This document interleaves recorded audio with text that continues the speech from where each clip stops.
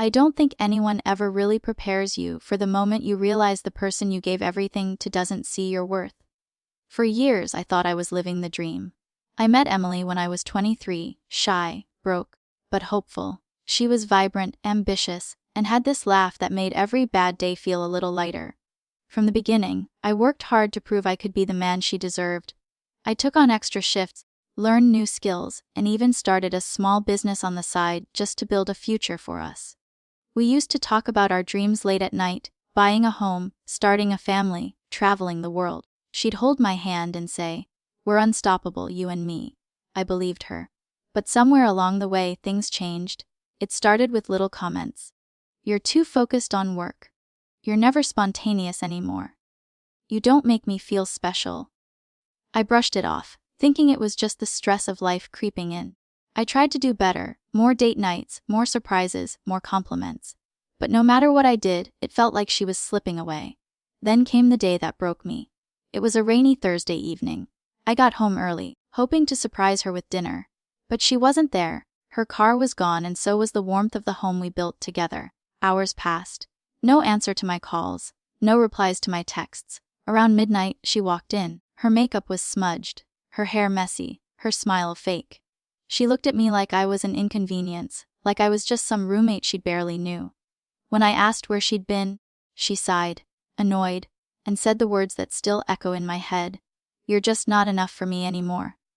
I remember standing there, stunned, holding the dinner I'd made, now cold and untouched. I asked if there was someone else. She didn't answer, she didn't have to. Her silence said everything. That night, she packed a bag and left, just like that. Years of love, sacrifice, and trust gone. For weeks, I was numb. I kept replaying every moment, wondering where I went wrong. I blamed myself. Maybe I hadn't been exciting enough. Maybe I worked too much. Maybe I loved her too quietly. But then, one day, I saw a photo online that changed everything. It was Emily, laughing in a cafe, holding hands with another man. A man I recognized. He wasn't just anyone, he was someone I'd once called a friend.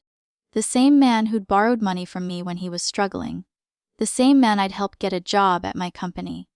That's when something inside me shifted. The heartbreak turned into clarity. I realized I had built so much of our life. The house we lived in, the savings we shared, the comfort she had grown used to. And I had done it all while she doubted me, while she planned a life with someone else. So I made a decision. I was going to take back everything I'd worked for.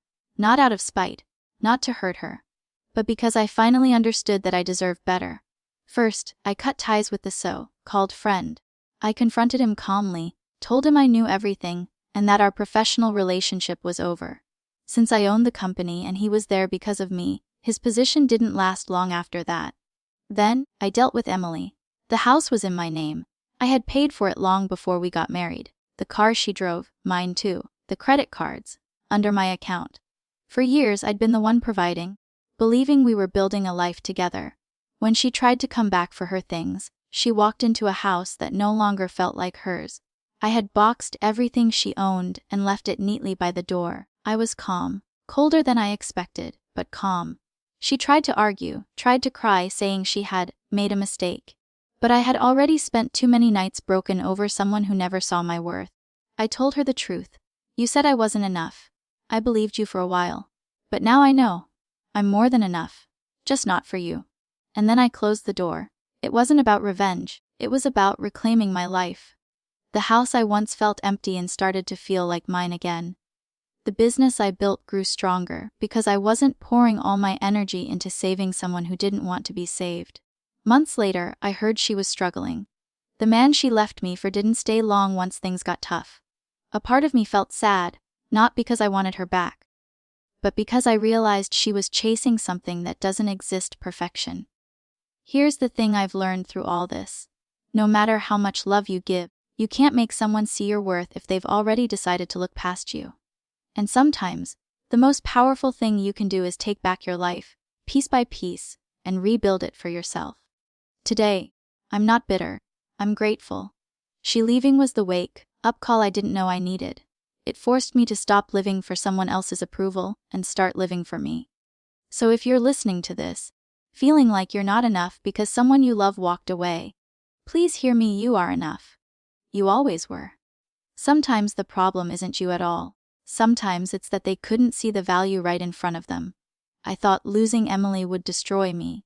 But in the end, it gave me back everything I had forgotten: myself, worth, my strength, and my future.